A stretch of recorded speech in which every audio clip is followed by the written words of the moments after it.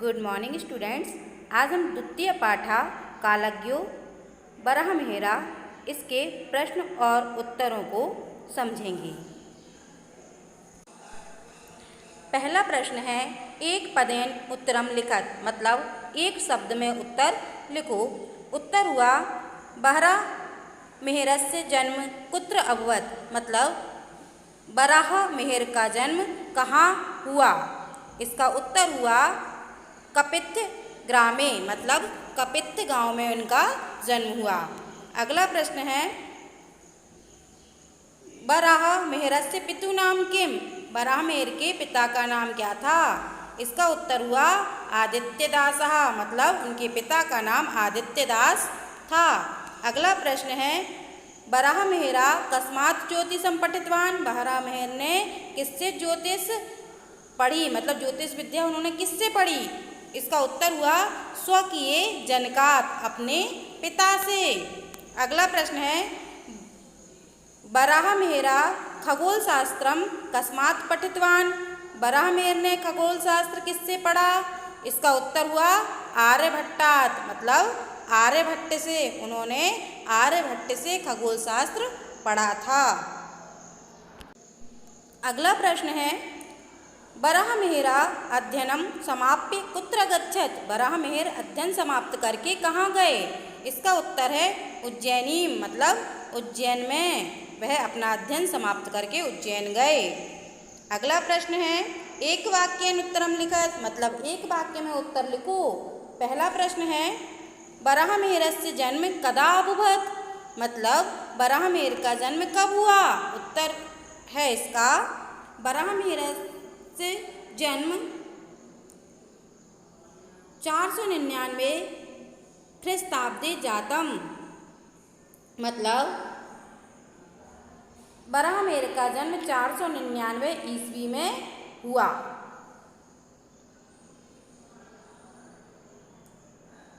ठीक है, इसको देख लीजिए बेटा, इस उत्तर को, बरहमहेरस्य जन्म 499 ख्रीस्ताब्दे संजातम, ये होगा संजातम। ठीक है, संजातम है ये। अगला प्रश्न है, बरहमहेरा कदा दिवंगता, बरहमहेर कब स्वर्गवासी हुए। इसका उत्तर है बरहमहेरा 587 ख्रीस्ताब्दे दिवंगता, बरहमहेर 587 ईस्वी में स्वर्गवासी हुए।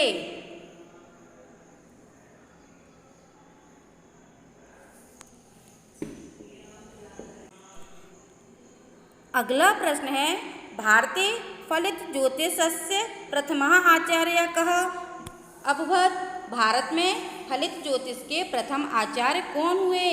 इसका उत्तर है भारते फलित ज्योतिषस्य प्रथमः आचार्य बरहमहेरा अभवत, भारत में फलित ज्योतिष के प्रथम आचार्य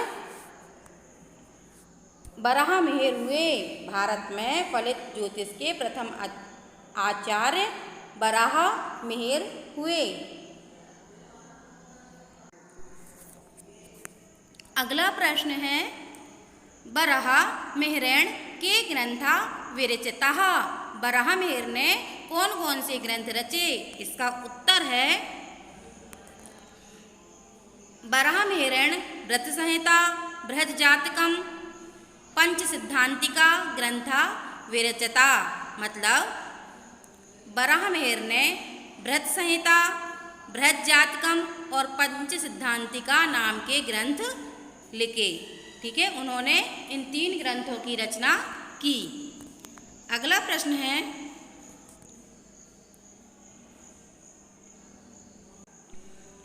पादपः वल्मीकाश्च किम प्रदर्शन्ति, वृक्ष और दीमक क्या प्रकट करते हैं।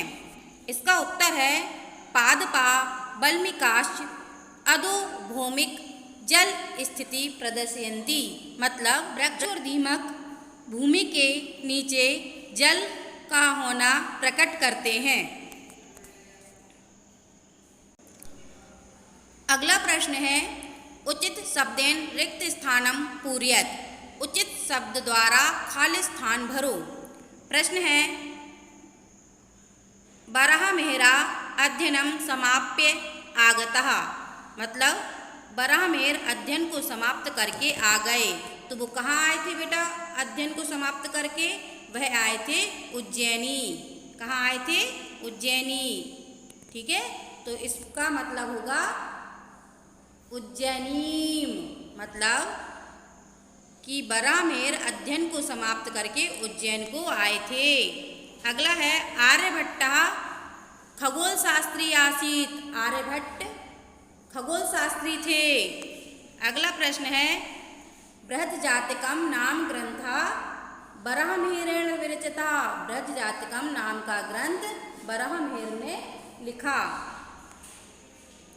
अगला है कपित्थग्रामः उज्जैन्याः निकटे अस्ति।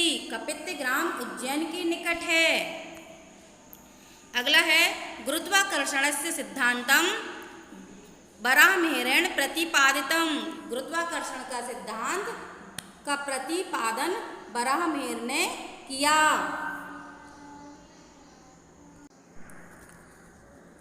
अगला है उचितम योजयत। सही को मिलाओ, हमें सही जोड़ियां मिलानी हैं। ठीक है, तो पहला है उज्जैन्याः निकटे, मतलब उज्जैन के निकट। तो उज्जैन के निकट क्या है? कपित्थग्राम। दूसरा प्रश्न है बराहमिहिरस्य जन्म। बराहमिहिर का जन्म, तो उनका जन्म कब हुआ था? 499 ईस्वी में। अगला प्रश्न है आदित्यदासस्य पुत्रः। आदित्यदास के पुत्र, तो कौन थे उनके पुत्र? उनके पुत्र थे बराहमिहिर। अगला प्रश्न है अध्ययनं समाप्य बराहमिहिरः आगतः। तो अध्ययन समाप्त करके जो बराहमिहिर थे वो कहाँ आए थे? वो आए थे उज्जैनी। अगला है बराहमिहिरस्य मृत्यु। बराहमिहिर की मृत्यु, तो उनकी हुई थी मृत्यु 587 ईस्वी में। ये आपकी जोड़ियां हो गईं।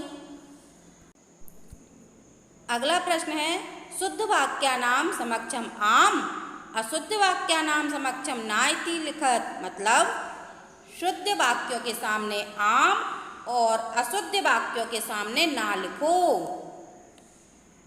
पहला है पंच सिद्धांतिका इत्यस्य ग्रंथस्य रचयिता बराहमिहिरः अस्ति। पंच सिद्धांतिका ग्रंथ के रचयिता बराहमिहिर थे। तो ये क्या है बेटा? ये बात आम, मतलब सही है। दूसरा है बृहज्जातकम ग्रंथस्य रचयिता आर्यभट्टः अस्ति। बृहज्जातकम ग्रंथ के रचयिता आर्यभट्ट थे। तो ये बात कैसी है? गलत। बृहज्जातकम जो ग्रंथ है उसके रचयिता आर्यभट्ट नहीं थे, उसके रचयिता थे बराहमिहिर। अगला प्रश्न है आर्यभट्ट खगोल शास्त्री आसीत्। आर्यभट्ट खगोल शास्त्री थे। तो ये बात सही, आम। ठीक है, अगला प्रश्न है, अगली जो लाइन है वह है बराहमिहिरस्य कृता कालगणना प्रमाणिकी अस्ति। बराहमिहिर ने कालगणना को प्रमाणित किया है। अगला है बराहमिहिरस्य जन्म वर्तमान मध्य प्रदेश राज्ये अभवत। मतलब बराहमिहिर का जन्म वर्तमान में मध्य प्रदेश राज्य में हुआ। तो ये बात कैसी है बेटा? ये भी सही है, आम। ये बात सही है कि उनका जन्म मध्य प्रदेश में हुआ। और ये भी सही है कि उन्होंने काल गणना को प्रमाणित किया, उसको प्रमाणित किया है। ठीक है,